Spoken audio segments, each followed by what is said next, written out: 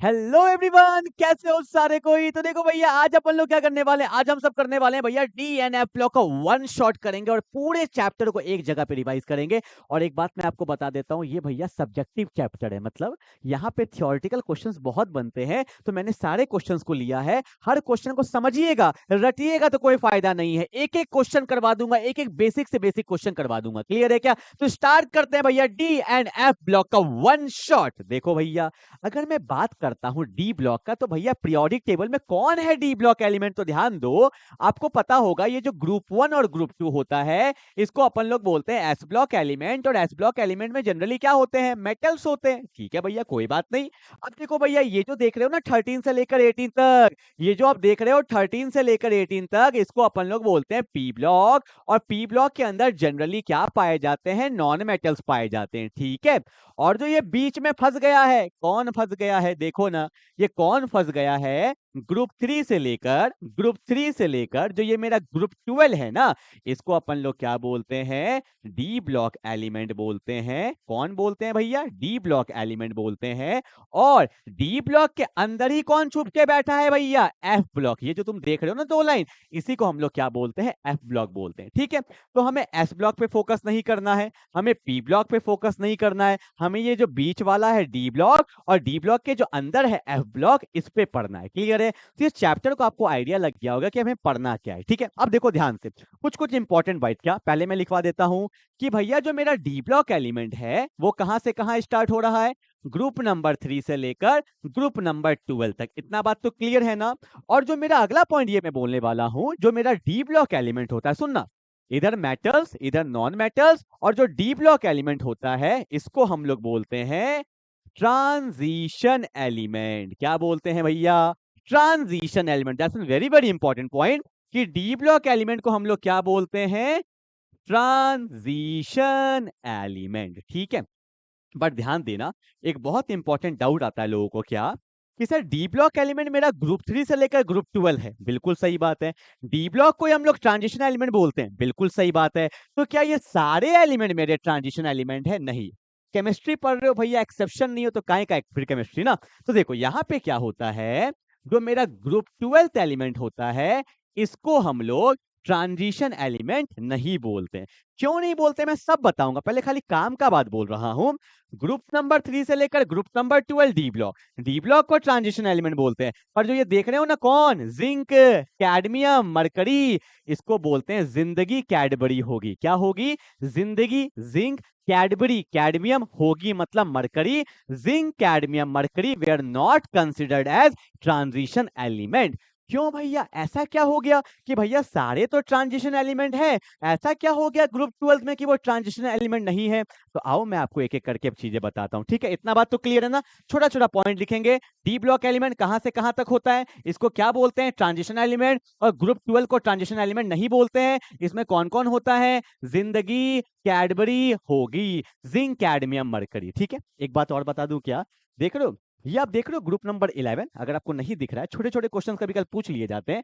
ये देख रहे हो ग्रुप नंबर 11, इसमें कौन है, कॉपर है, सिल्वर है, गोल्ड है। कौन है, सीयू मतलब कॉपर, एजी मतलब सिल्वर, और एयू मतलब क्या होता है, गोल्ड। ये भी छोटा सा कहीं लिख लो कि जो मेरा ग्रुप नंबर 11 है ना, इसमें कौन होता है, कॉपर, एजी, एयू। इसको पता है क्या बोलते हैं, इसको अपन लोग बोलते हैं कॉइनेज एलिमेंट। क्या बोलते हैं, कॉइनेज। छोटा छोटा एमसीक्यू बन जाता है। कॉइन मतलब सिक्का, एज मतलब पहले का जमाना। तो पहले के जमाने में जो सिक्का बनता था, या तो सोने का बनता था, या चांदी का बनता था, या आपका तांबा का बनता था, या, ठीक है, तो वही मैंने लिया कॉपर, एजी, एयू। इसको हम लोग क्या बोलते हैं, आपका कॉइनेज एलिमेंट बोलते हैं। ठीक है। एमसीक्यू में कुछ भी बन जाता है, क्योंकि भैया सब्जेक्टिव चैप्टर है, छोटा छोटा आपका एमसीक्यू बन जाता है। तो हर एक पॉइंट को लिखते हुए चलना है। ठीक है, चलो आगे स्टार्ट करें। मेरा पहला क्वेश्चन यहाँ पे ये बनता है कि ट्रांजिशन एलिमेंट क्या होता है। What do you mean by word transition element? और ऐसा क्या हो गया कि सब तो है, ये नहीं है? आइए मैं बोलता हूं, जो पीपीटी लिखा हुआ है ना, इस पे ध्यान मत देना, ठीक है, क्योंकि लिख के रट के कोई फायदा नहीं, समझो वही तो लिखा है जो मैं समझाने वाला हूं। देखो होता क्या है, ट्रांजिशन, अगर मैं बात करता हूं कि ट्रांजिशन एलिमेंट क्या होता है, तो ट्रांजिशन एलिमेंट होने के लिए ना, ट्रांजिशन एलिमेंट होने के लिए उसमें अनपेयर्ड इलेक्ट्रॉन होना चाहिए। पहला चीज क्या होना चाहिए, अनपेयर्ड इलेक्ट्रॉन। कहां पे, या तो उसके एटॉमिक फॉर्म में होना चाहिए या उसके कॉमन ऑक्सीडेशन स्टेट में होना चाहिए। जैसे कोई कोई एलिमेंट जाता है ना अपने अपना ऑक्सीडेशन स्टेट में, जैसे आपको भी बताऊंगा आगे कि मैग्नीज है, मैग्नीज +2 में भी जाता है, मैग्नीज +3 में भी जाता है, मैग्नीज +4 में भी जाता है, सिल्वर +1 में भी जाता है, सिल्वर +2 में भी जाता है, जिंक का ऑक्सीडेशन स्टेट +2 होता है। तो एक तो मेरा हो गया जिंक, ये हो गया मेरा एटॉमिक फॉर्म, और ये मेरा क्या हो गया उसका आयोनिक फॉर्म, जो बोलते हैं कॉमन ऑक्सीडेशन स्टेट। ये जो चार्ज आता है ना, इसी को हम लोग बोलते हैं ऑक्सीडेशन स्टेट। अब सुनो क्या बोल रहा हूं कि ट्रांजिशन एलिमेंट होने के लिए उसमें अनपेयर्ड इलेक्ट्रॉन होना चाहिए। कहाँ? या तो उसके एटॉमिक फॉर्म में या उसके कॉमन ऑक्सीडेशन स्टेट में। अगर उसमें अनपेयर्ड इलेक्ट्रॉन है तो वो डी ट्रांजिशन शो करता है, इसलिए उसको हम लोग ट्रांजिशन एलिमेंट बोलते हैं। ठीक है, बट अगर मैं बात करूं जिंक का, कैडमियम का, मरकरी का, ये सब में ना D10 होता है। क्या होता है? D10, मतलब इसका d ऑर्बिटल कंप्लीटली फिल्ड होता है। अगर आपको इलेक्ट्रॉनिक कॉन्फ़िगरेशन आता होगा, वैसे तो मैं थोड़ा सा बताऊंगा, जब इसका इलेक्ट्रॉनिक कॉन्फ़िगरेशन करोगे तो हर बार D10 आएगा, चाहे वो नॉर्मल फॉर्म में हो या उसके आयोनिक फॉर्म में हो, इसलिए इसको हम लोग ट्रांजिशन एलिमेंट नहीं बोलते हैं। समझ में आया? अब जो मैंने समझाया है उसको मैंने ऑलरेडी पीपीटी के फॉर्म में लिख दिया, पहले समझो क्या बोला है। पहला पॉइंट क्या है? The transition element may be defined as the element whose atoms और simple ions, या तो atoms या उसके ionic form में contains partially filled d orbital। partially filled का मतलब आपको पता है d में कितने रूम होते हैं? 5 रूम होते हैं। ये completely filled नहीं होगा, partially filled होगा, मतलब उसमें अनपेयर्ड इलेक्ट्रॉन तो होगा ही होगा। क्लियर है ना? तो ये था मेरा ट्रांजिशन एलिमेंट का डेफिनेशन। अगला मैंने क्या बोला है कि जिंक, कैडमियम, मरकरी को ट्रांजिशन एलिमेंट नहीं बोलते हैं। क्यों? Because they have completely filled D सब सेल इन देयर एटम्स और द कॉमन ऑक्सीडेशन स्टेट। चाहे नॉर्मल फॉर्म में हो चाहे कॉमन ऑक्सीडेशन स्टेट फॉर्म में हो, ये हमेशा D10 में ही रहता है, इसलिए हम लोग ट्रांजिशन एलिमेंट्स को नहीं बोल सकते हैं। ठीक है, एग्जाम में आएगा तो सिंपली लिख सकते हो it has completely filled d orbital, that's why it is not considered as the transition element. ठीक है, फंडा समझिए मैं बात बोलता हूँ। ठीक है, चलो भैया, पहला पॉइंट क्लियर है, कोई दिक्कत तो नहीं, जल्दी से उतारेंगे। समझ समझ के एक एक पॉइंट समझा दूंगा, कहीं दिक्कत नहीं आएगा। सब्जेक्टिव क्वेश्चन मैंने इतना लिया है, आपका सारा कुछ क्लियर हो जाएगा। ठीक है, अब देखो भैया, स्टार्ट करते हैं इलेक्ट्रॉनिक कॉन्फ़िगरेशन से। एमसीक्यू का पहला क्वेश्चन पूछा जाता है, what is the general electronic configuration of the D block element. तो डी ब्लॉक एलिमेंट का जो जनरल इलेक्ट्रॉनिक कॉन्फ़िगरेशन होता है वो ऐसा होता है, n-1 डी होता है। यहाँ 1 से लेकर 10, आपको पता है डी में 10 तक हो सकता है इलेक्ट्रॉन, और यहाँ पे होता है NS 1 से 2। ठीक है, ये इसका जनरल इलेक्ट्रॉनिक कॉन्फ़िगरेशन होता है, ये आपको पता होना चाहिए। ठीक है, अब इलेक्ट्रॉनिक कॉन्फ़िगरेशन तो देखोगे तो मेरा यूट्यूब पे एक वीडियो, पूरा डिटेल वाला वीडियो अपलोड है, पर मैं आपको यहाँ पे कुछ काम काम का चीज बता देता हूँ। ठीक है, आपको ना, मैं आपको बताता हूँ, जैसे कि ये आप देख रहे हो ना, अगर मैं बात करता हूँ पीरियोडिक टेबल का, तो जो सबसे काम का है, देखो ये एस ब्लॉक है, ये पी ब्लॉक है, ये डी ब्लॉक है। डी ब्लॉक कहाँ से स्टार्ट हो रहा है? डी ब्लॉक स्टार्ट हो रहा है फोर्थ पीरियड से। कहाँ से स्टार्ट हो रहा है? फोर्थ। ये first period, second period, third period, fourth period से स्टार्ट हो रहा है। और ये जो फोर्थ पीरियड होता है ना, इसको हम लोग बोलते हैं फर्स्ट ट्रांजिशन सीरीज। क्या बोलते हैं?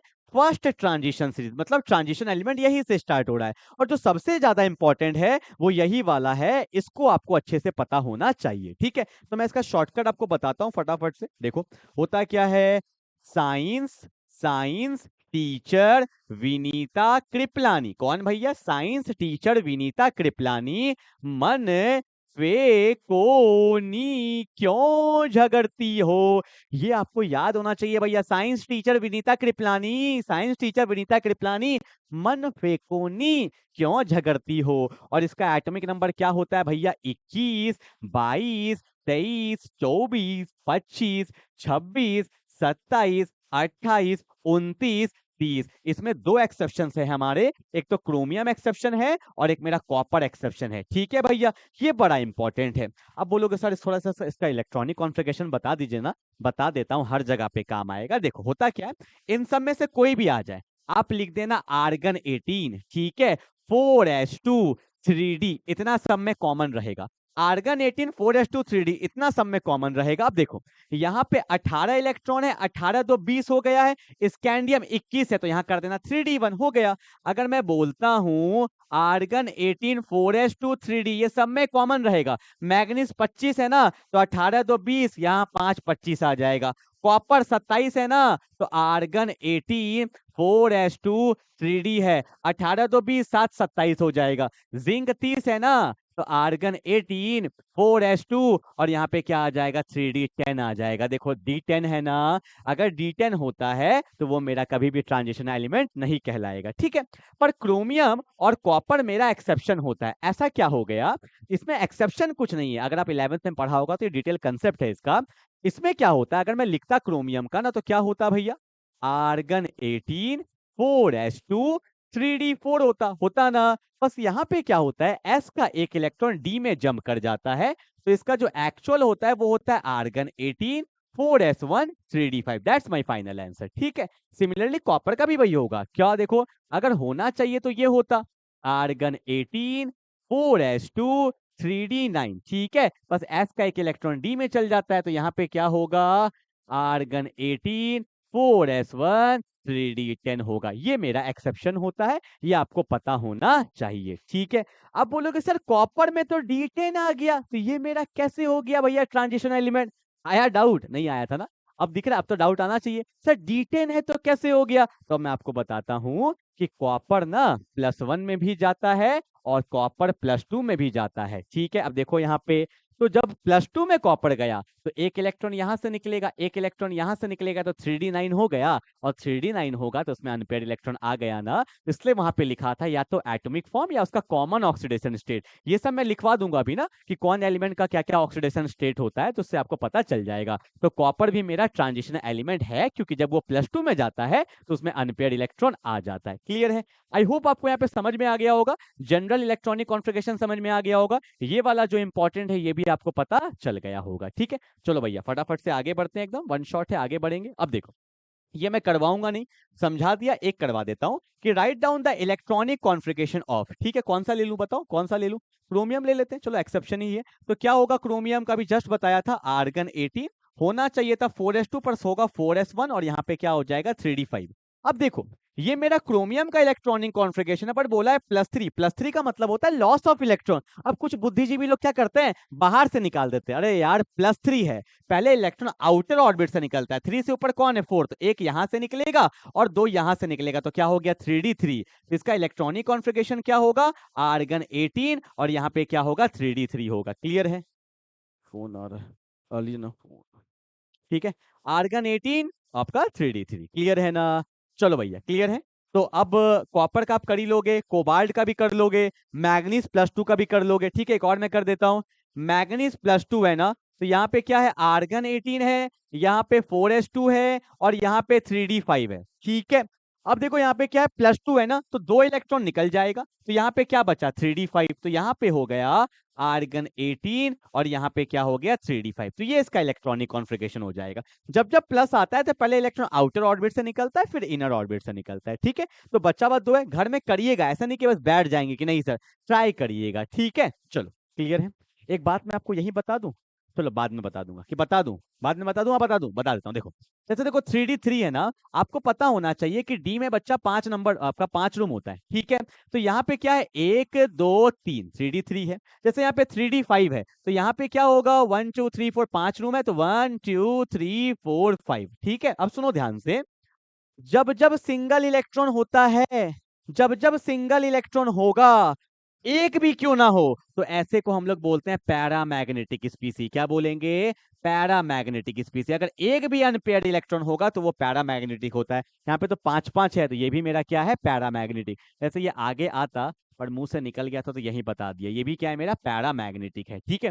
अब एक बात और बता ही देता हूँ, इतना बता दिया है तो इससे ना आप ना यहाँ पे एक चीज और निकाल सकते हो। क्या, मैग्नेटिक बिहेवियर तो मैंने बता दिया कि ये पैरामैग्नेटिक है, ये भी क्या है, पैरामैग्नेटिक। अगर सारा पेयर्ड होता, सारा, एक भी नहीं सारा, तो ये क्या कहलाता, डायमैग्नेटिक। पर यहाँ पे क्वेश्चन बनता है जो आगे आया है, पर आगे नहीं पढ़ाऊंगा, बता देता हूँ फिर। यहाँ पे एक आता है मैग्नेटिक मोमेंट टर्म आता है, ये मैंने कोऑर्डिनेशन कंपाउंड में भी बताया था। इसका फॉर्मूला होता है under root of n plus 2 और इसका यूनिट होता है bm। यहाँ पे n क्या है? Number of unpaired electron. ठीक है, जैसे मुझे मैग्नीज का निकालना है तो कितने अनपेयर्ड है? 1 2 3 4 5।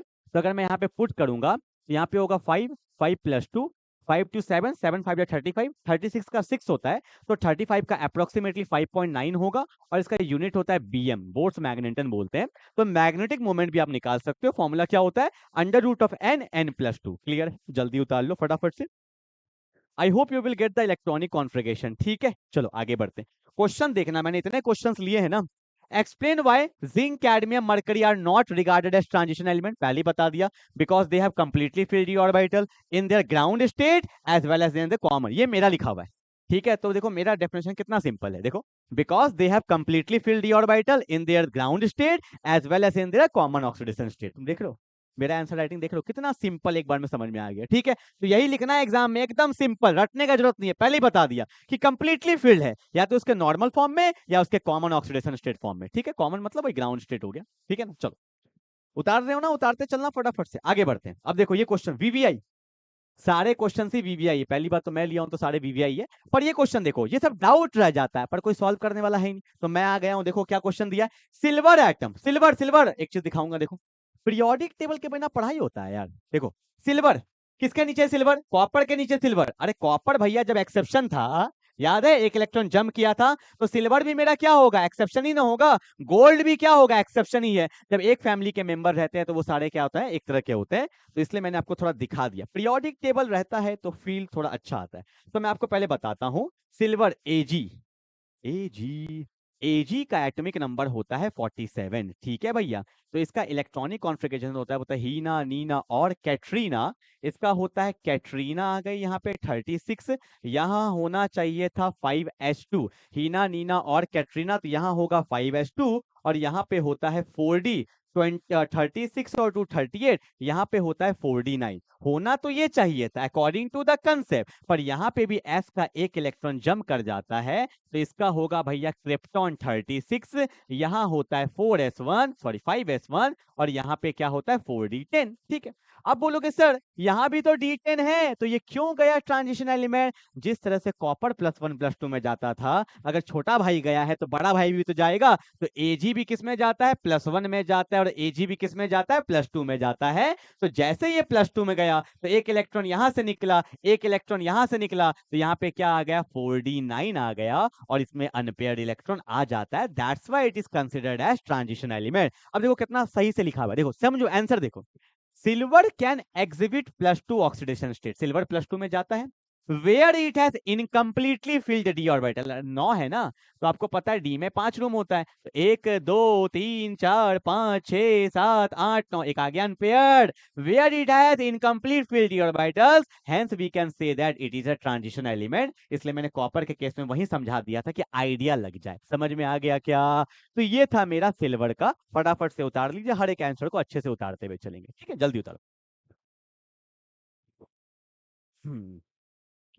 सिल्वर सिल्वर सिल्वर सिल्वर, चलो हो गया, कोई दिक्कत तो नहीं? पक्का जल्दी उतारो फटाफट से। चलो आगे बढ़ते हैं अगले क्वेश्चन की तरफ। ठीक है भैया, अब हम स्टार्ट करने वाले हैं क्या? General properties of the transition element. खाली समझो, ठीक है भैया। इससे देखो, मैं सही बताऊं, बोलना तो नहीं चाहिए, क्वेश्चन बनता है 1 या 2 नंबर का क्वेश्चन बनता है, इसलिए खाली समझना। ऐसा नहीं कि कुछ कुछ होते पैराग्राफ लिख रहे हैं, नहीं, समझो। पहला प्रॉपर्टी क्या होता है ट्रांजिशन एलिमेंट का? They show metallic character. Metallic character मतलब देखो एक्चुअल में क्या होता है, एस ब्लॉक मेटल्स है, पी ब्लॉक नॉन मेटल्स है, तो डी ब्लॉक भी जनरली मेटल्स ही होते हैं। They are said to be transition metals, उसको मेटल्स ही बोलते हैं। ठीक है, तो भैया अगर ये मेटेलिक कैरेक्टर शो करता है तो मेटल का जो जो प्रॉपर्टी है वो शो करेगा। आपको पढ़ाया गया था 5-6 में, याद है कि मेटल लस्ट्रस होता है, हाई टेंसाइल स्ट्रेंथ होता है, डक्टाइल होता है, high thermal and electrical conductivity होता है। तो जो मेटल का प्रॉपर्टीज होता है वही ये भी शो करने वाला। सुन लिया ना क्या क्या बोला मैंने? लस्ट्रस हो गया, हाई टेंसाइल स्ट्रेंथ हो गया, फिर जाके आपका डक्टाइल हो गया, फिर high thermal and electrical conductivity हो गया। पर एक बात याद रखिएगा, जो मेरा जिंक कैडमियम और मरकरी जो होता है ये टिपिकल मेटेलिक कैरेक्टर शो नहीं करता है, क्योंकि मैंने आपको पहले ही बता दिया था they are not considered as transition element. तो भैया ये थोड़ा सा अलग ही रहता है, ठीक है। जो बाकी एलिमेंट शो करते हैं ये वैसा टिपिकल मेटेलिक का प्रॉपर्टी शो नहीं करता है, ठीक है। और क्यों नहीं करता आपको पता ही है, because they are not considered as transition element, ठीक है। चलो भैया आगे बढ़े क्या। अब आता है मेल्टिंग एंड बॉइलिंग पॉइंट। समझो ध्यान से ना, होता क्या मैं आपको बताता हूँ। देखो यहाँ पे ना कि जो मेरे डी ब्लॉक एलिमेंट्स होते हैं, डी ब्लॉक के एलिमेंट्स जो होते हैं ना, सुनो इसके अंदर क्या होता है, इसके अंदर क्या होता है, अनपेयर्ड इलेक्ट्रॉन बहुत होते हैं। आपको पता होगा डी ब्लॉक क्या होता है, पार्शियली फिल्ड होता है। तो आपको पता होगा कि डी ब्लॉक के अंदर ना अनपेयर्ड इलेक्ट्रॉन बहुत ज्यादा होते हैं, अनपेयर्ड इलेक्ट्रॉन, ठीक है। अब देखो अगर एक अनपेयर्ड है, किसी में दो है, किसी में तीन है, किसी में चार, अभी मैंने दिखाया था ना यहाँ पे, देखो इलेक्ट्रॉनिक कॉन्फ़िगरेशन का मैंने बताया था। इसलिए हर एक चीज देखो, जैसे यहाँ पे देखो ये मैंने स्कैंडियम था, एक अनपेयर्ड है, ठीक है। यहाँ पे पांच पांच अनपेयर्ड है। अगर मैं D7 लेता हूँ, देखो D7 है, D7 है ना, तो 1 2 3 4 5 6 7, इसमें तीन अनपेयर्ड है। तो भैया डी ब्लॉक एलिमेंट में अनपेयर्ड इलेक्ट्रॉन बहुत होते हैं। देखो अगर एक अनपेयर्ड है तो एक के साथ बॉन्डिंग करेगा, दो अनपेयर्ड है तो दो के साथ बॉन्डिंग करेगा, तीन अनपेयर्ड है तो तीन के साथ बॉन्डिंग करेगा। तो डी ब्लॉक एलिमेंट्स में अनपेयर्ड इलेक्ट्रॉन बहुत ज्यादा होते हैं, और अनपेयर्ड इलेक्ट्रॉन होने की वजह से वहां पे उनका बॉन्डिंग, इसको बोलते हैं इंटर एटॉमिक बॉन्डिंग। जो इंटर एटॉमिक बॉन्डिंग है वो बहुत तगड़ा हो जाता है। तो जितने लोग सिंगल होते हैं उतने लोग पेयर्ड होते हैं, तो पेयर्ड हो जाते हैं, उनका बॉन्डिंग बहुत तगड़ा हो जाता है, तो उनको तोड़ना आसान नहीं होता है, उनको अलग करना आसान नहीं होता है।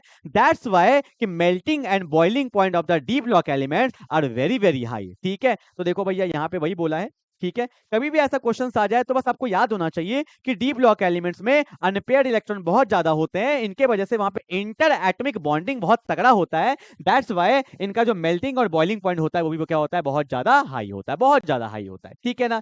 चलो भैया पहला पॉइंट क्लियर है, दूसरा पॉइंट क्लियर है, ये सब हल्का हल्का लिख लेना, ठीक है। Due to the presence of large numbers of unpaired electron it has greater inter atomic bonding, that's why it is considered, that's why it has high melting and boiling point, ठीक है। चलो आगे बढ़ते हैं। ओके अब आता है atomic and ionic radii. देखो भैया ध्यान देना, मैं आपको एक बात बताता हूँ। देखो होता क्या है कि जब ये सब 11th में आपने कुछ पढ़ा है कि नहीं पढ़ा, 11th में कुछ भी नहीं पढ़ा, तो देखो जब हम लोग लेफ्ट से राइट जाते हैं ना पीरियोडिक टेबल में, कहा जाते हैं left to right, like S block to P block. जब हम लोग लेफ्ट टू राइट जाते हैं, ये बहुत इंपॉर्टेंट कंसेप्ट है, अभी आएगा आगे इसलिए समझा रहा हूँ, सुनिएगा।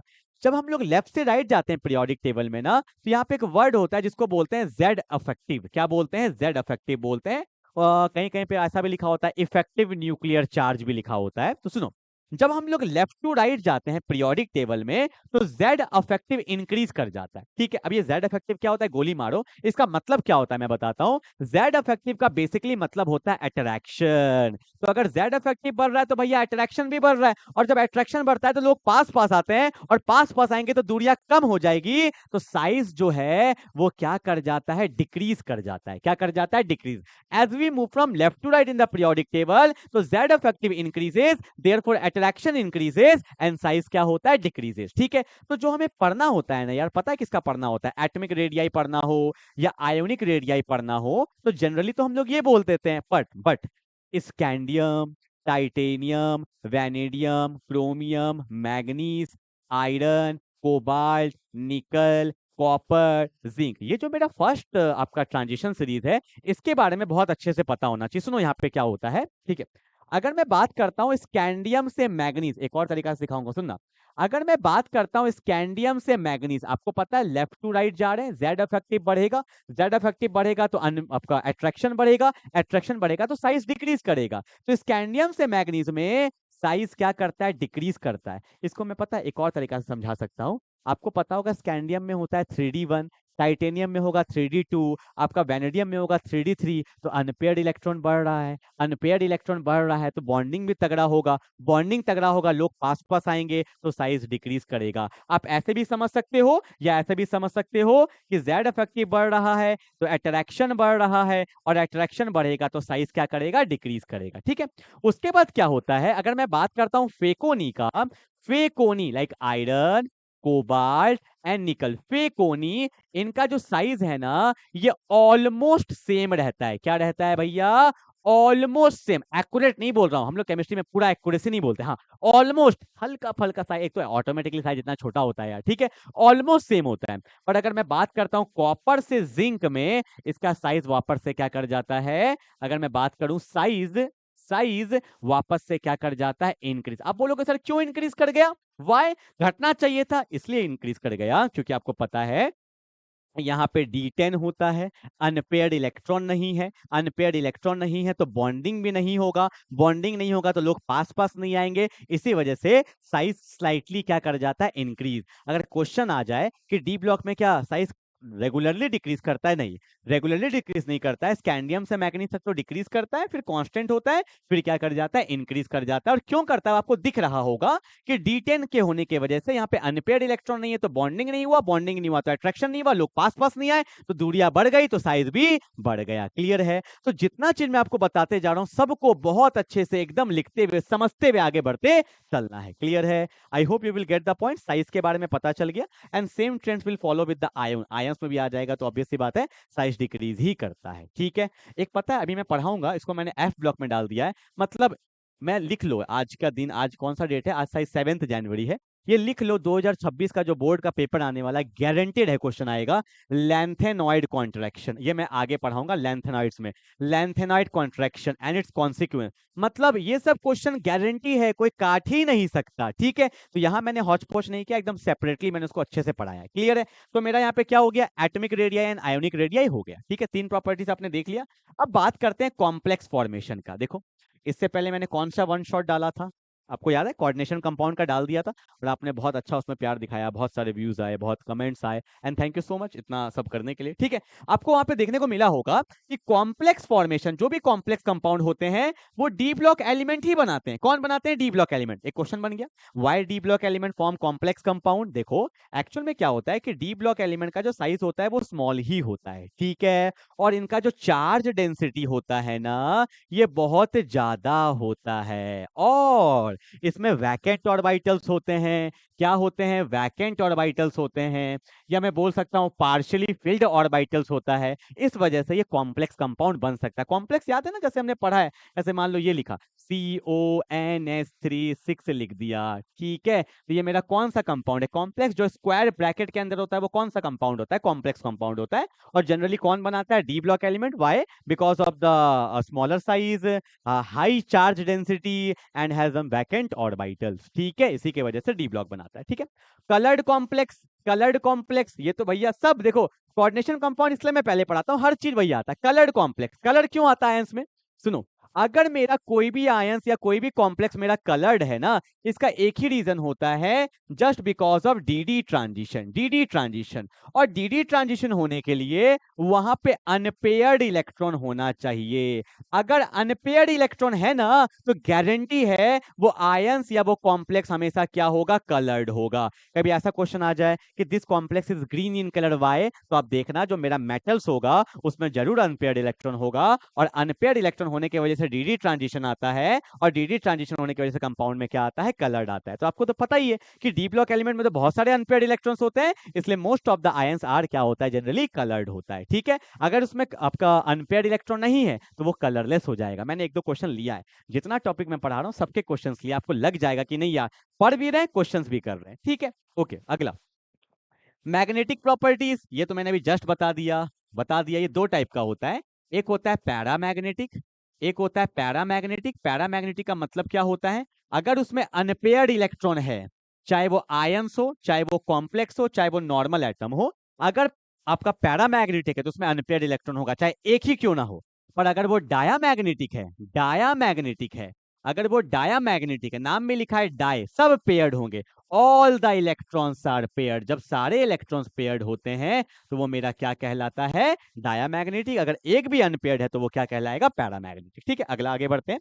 इंटरस्टिशियल कंपाउंड, इसको मैंने एकदम सेपरेटली पढ़ाया है, एग्जाम में हर साल आता है, 1 नंबर में, 2 नंबर में, एमसीक्यू में पूछ देता बना के, तो मैंने पूरा जो भैया ज्यादा इंपॉर्टेंट उसका डेफिनेशन, प्रॉपर्टी सब सेपरेटली करेंगे एकदम, ऐसा नहीं है। ठीक है, आ जाओ भैया। इंटरस्टिशियल कंपाउंड क्या होता है? देखो इंटरस्टिशियल कंपाउंड क्या होता है, देखो मैंने ना एक क्रिस्टल लैटिस लिया, जैसे लिखा मैंने M+, ठीक है, यहाँ पे क्या है x माइनस, जैसे NaCl, NaCl होता है ना, मैंने लिखा M प्लस, यहाँ लिखा x माइनस, यहाँ M प्लस है तो यहाँ पे क्या होगा x माइनस, यहाँ क्या होगा M प्लस, फिर यहाँ क्या होगा x माइनस, फिर यहाँ क्या होगा M प्लस। ठीक है, अब देखो ये मेरा एक क्रिस्टल लैटिस है। अब देखो जब क्रिस्टल लैटिस जुड़ता है ना, आपको पता हम लोग एटम्स को जनरली स्फेरिकल मान के चलते हैं, ये खाली जगह देख रहे हो, ऑब्वियस सी बात है स्फेरिकल लगेगा तो वो जब जुड़ते हैं तो थोड़ा थोड़ा खाली जगह बच जाता है ना। इसको हम लोग पता है क्या बोलते हैं, इसको या तो हम लोग बोलते हैं वॉइड, या इसको हम लोग बोलते हैं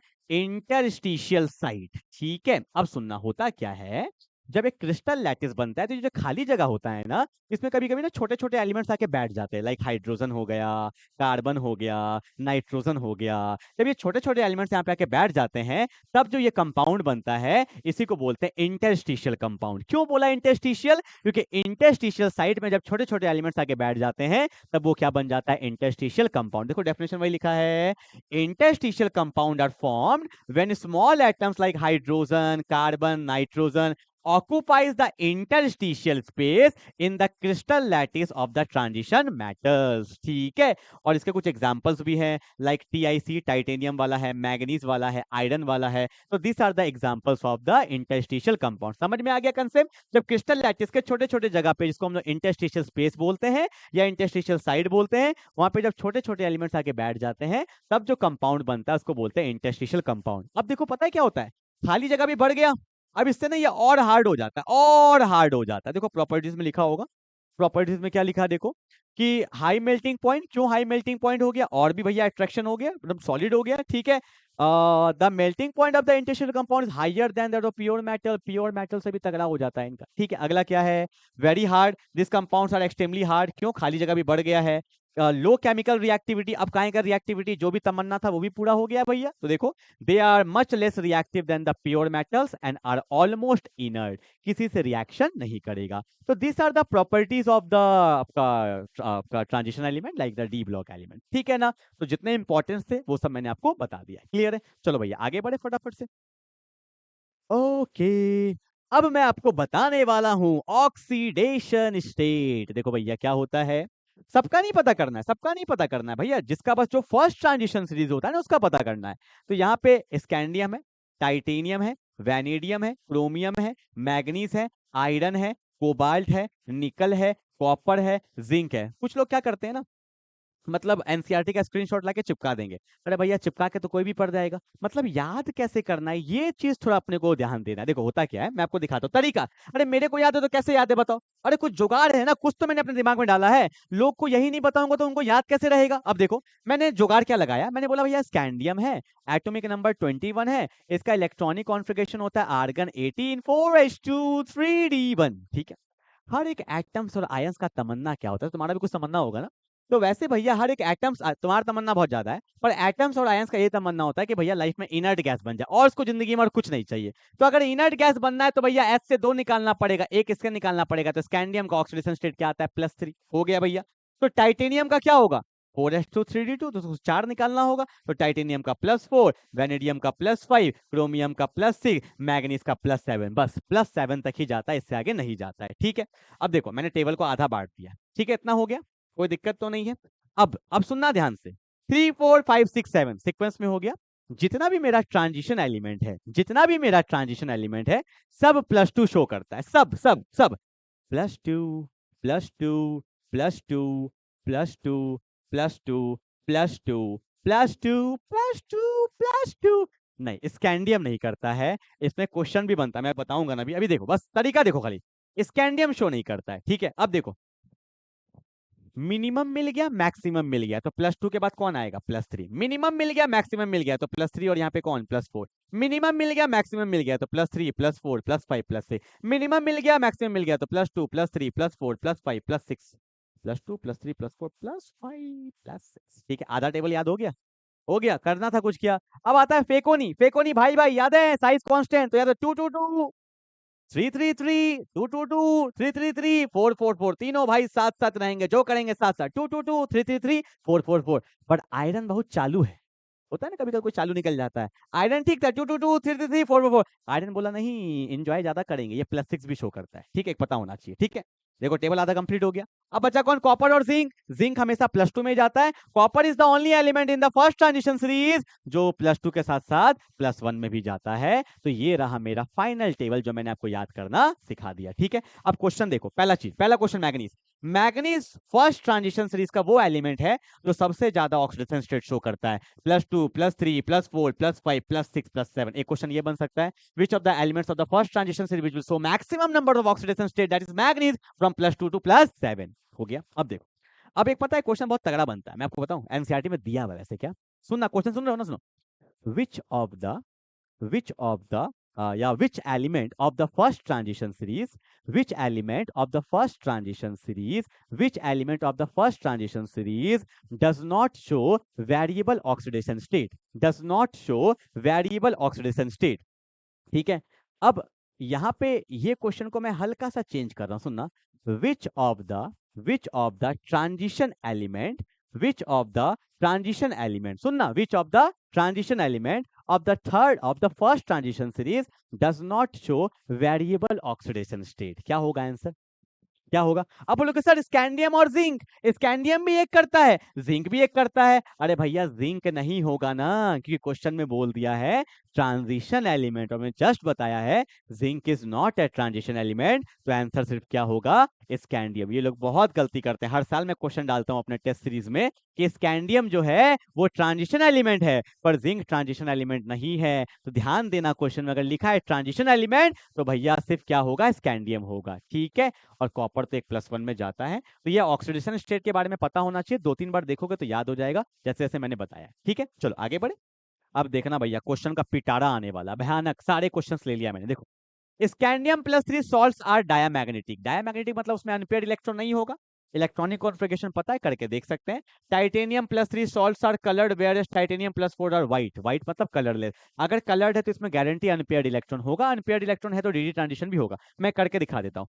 टाइटेनियम का एटॉमिक नंबर होता है 22। क्या मैं लिख सकता हूँ? आर्गन 18, यहाँ पे है 4s2 3d2। अगर यहाँ पे +3 है तो 2 निकल गया, एक यहाँ निकल गया, 3d1 है। देखो एक अनपेयर्ड है, अगर अनपेयर्ड इलेक्ट्रॉन है तो डी ट्रांजिशन होगा, और डी ट्रांजिशन होगा तो आयंस मेरा क्या होगा? कलर्ड। पर टाइटेनियम +4 अगर तुम एक और निकाल दोगे तो इसमें कोई अनपेयर्ड इलेक्ट्रॉन नहीं है, तो वो क्या होगा? कलरलेस। कलरलेस का मतलब क्या होता है? व्हाइट होता है। क्लियर है ना? तो भैया कंसेप्ट के साथ जाइए, पढ़ा दिया, क्वेश्चन करिए आराम से। ठीक है, अगला क्वेश्चन नंबर 6। हाँ, ये क्वेश्चन थोड़ा देख लो, देखो समझिए ध्यान से। In the series scandium to zinc, concept को समझिएगा। Enthalpy of atomisation of zinc is lowest. कभी कभी क्या होता है ना, क्वेश्चन से आंसर बना, मान लो ये क्वेश्चन एग्जाम में आ गया। अब सोचोगे sir enthalpy of atomisation, enthalpy से तो एनर्जी समझ में आता है, मतलब एनर्जी बहुत कम है। क्यों? देखो मैं आपको दिखाता हूं। अगर मैं बात करता हूं स्कैंडियम से जिंक में ना, पर आपको पता है कि जिंक में कोई भी अनपेयर्ड इलेक्ट्रॉन नहीं होता है, तो भैया बॉन्डिंग ही नहीं होगा। तो जब बॉन्डिंग ही नहीं होगा तो एनर्जी तो कम ही होगा ना। तो सिंपल सा फंडा यहाँ पे क्या लिखेंगे? Zinc has no unpaired electron because it has completely filled the orbital. It has completely filled the orbital, that's why it has the minimum enthalpy of atomisation. इसका एंथैल्पी ऑफ एटोमाइजेशन क्या होता है? बहुत ही कम होता है। ठीक है, बस चलो आगे। ओके, क्या बोला है? Which of the 3D series of the transitional metal exhibit the largest number of oxidation state? 3D series। अब बोलोगे सर 3D सीरीज क्या है भैया? 3D सीरीज क्या है? तो देखो ना, पीरियोडिक टेबल को पहले लेके आते हैं। पीरियोडिक टेबल कहाँ है? पीरियोडिक टेबल ये रहा। देखो एक्चुअल में क्या होता है, जो मेरा फर्स्ट ट्रांजिशन सीरीज होता है इसी को हम लोग बोलते हैं 3D। क्या बोलते हैं? इसी को बोलते हैं 3D। जो सेकंड होता है इसको बोलते हैं 4D, फिर कौन होता है 5D, फिर कौन होता है 6D। ये बात पता होना चाहिए। फर्स्ट ट्रांजिशन सीरीज को हम लोग 3D बोलते हैं। ठीक है, तो अभी तो मैंने आपको बताया था ना, कहाँ गया कहाँ गया कहाँ गया कहाँ गया। ठीक है, तो इसको हम लोग क्या बोलेंगे? मैग्नीज बोलेंगे। क्या बोलेंगे? मैग्नीज। जल्दी से उतार लो। और कहाँ से कहाँ शो करता है? +2 से लेकर +7 तक शो करता है।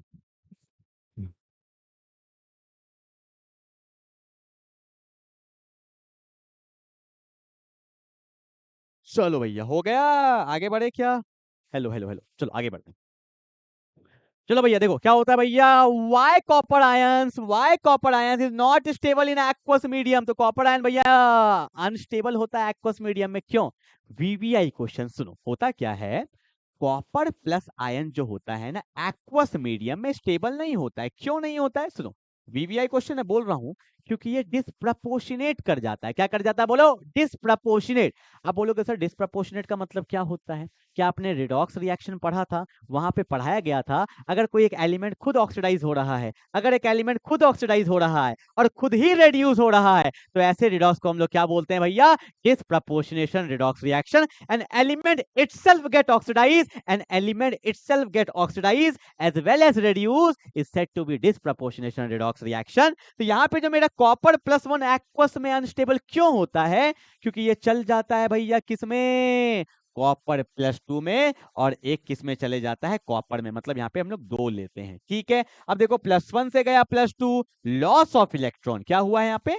लॉस ऑफ इलेक्ट्रॉन हुआ है। और जब जब लॉस ऑफ इलेक्ट्रॉन होता है तो क्या होता है? ऑक्सीडेशन। +1 से गया है 0, गेन ऑफ इलेक्ट्रॉन, और गेन ऑफ इलेक्ट्रॉन को ही क्या बोलते हैं हम लोग? रिडक्शन बोलते हैं। तो एक लाइन एग्जाम में लिख लेना ऐसे दिखा के कि यहाँ पे क्या हुआ कि कॉपर प्लस या copper +1 ion is unstable in aqueous medium because it gets disproportionate, because it gets disproportionate to form copper +2 plus copper। Clear है ना? तो ये बात आपको पता होना चाहिए। चलो भाई, क्लियर है क्या? आई hope you will get the point. ये सब बात एकदम पता होना चाहिए। रिएक्शन लिखना है, एक एक पॉइंट लिखना है, ठीक है। ये क्वेश्चन नहीं है, ये वीवीआई है। वीवीआई मतलब मैं आपको ये नहीं बोल रहा हूँ ये क्वेश्चन, इसमें जो कंसेप्ट आने वाला है ना, ये आप बहुत जगह देखना, बहुत जगह यूज होगा एग्जाम में। इनडायरेक्टली अगर आपको पता होगा तो बहुत जगह आप यूज कर सकते हो। देखो मैं आपको एक पहले ही बात बता देता हूँ, क्वेश्चन करने से पहले एक बात बता देता हूँ कि क्रोमियम +3 जो होता है ना, it is highly stable. It is highly stable, बहुत तगड़ा स्टेबल होता है। क्यों?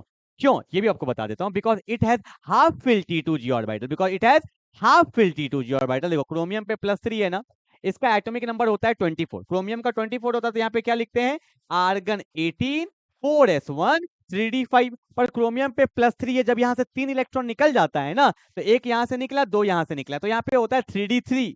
अब पता है आपको 3d3 जो होता है क्रोमियम में, 3d3 जो होता है ये हाईली स्टेबल होता है। क्यों? इसका रीजन ये आप अगर पढ़ोगे ना क्रिस्टल फील्ड थ्योरी, तो वहां पे बताया जाता है कि नीचे लेते हैं T2G ऑर्बिटल, ऊपर लेते हैं EG ऑर्बिटल। ये जो 3 इलेक्ट्रॉन है तो यहाँ पे दिखाते हैं 1 2 3, ये हाफ फिल्ड हो गया। तो पूछेगा वाई क्रोमियम +3 इज स्टेबल, तो वहां पे लिखेंगे because it has half field T2G3 orbital, और ये भयानक इसको स्टेबल कर देता है। तो क्रोमियम +2 जब भी रहेगा तो क्रोमियम +3 में जाना चाहेगा, क्योंकि ये हाईली स्टेबल है। तो यहां से डायरेक्टली समझ में आ गया विच is the stronger reducing agent, तो क्रोमियम +2 होता है। पर ऐसे मजा नहीं आएगा, एग्जाम में लिखना कैसे वो भी तो बताना पड़ेगा। कुछ लोग को तो ये भी नहीं पता कि सर रेड्यूसिंग एजेंट क्या होता है, काम क्या होता है। मैं बताता हूँ, देखो क्रोमियम +2 से गया क्रोमियम +3 में, लॉस ऑफ इलेक्ट्रॉन हो रहा है ऑक्सीडेशन, और जो ऑक्सीडेशन करता है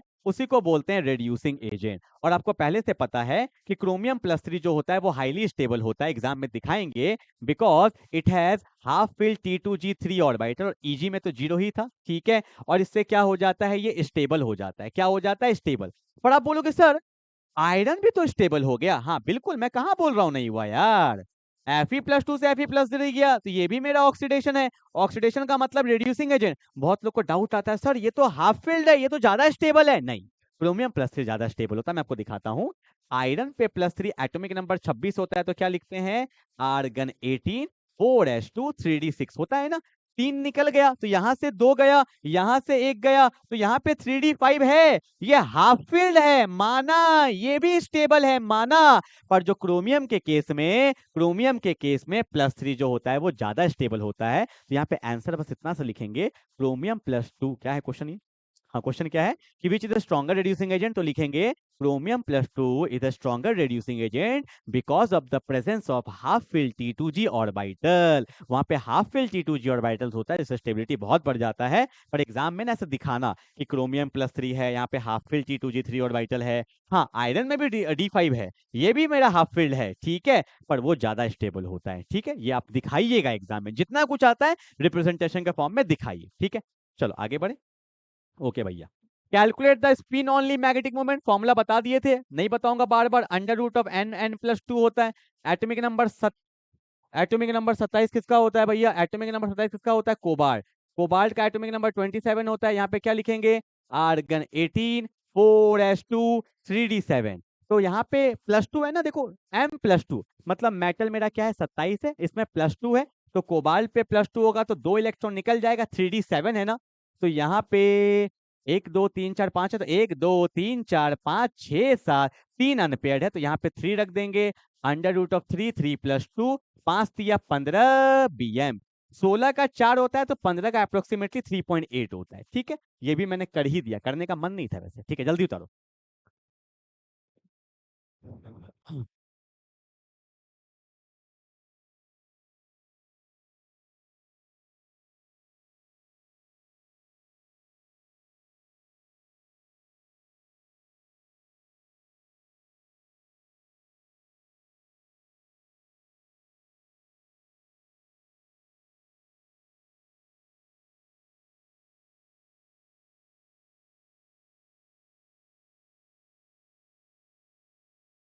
हेलो।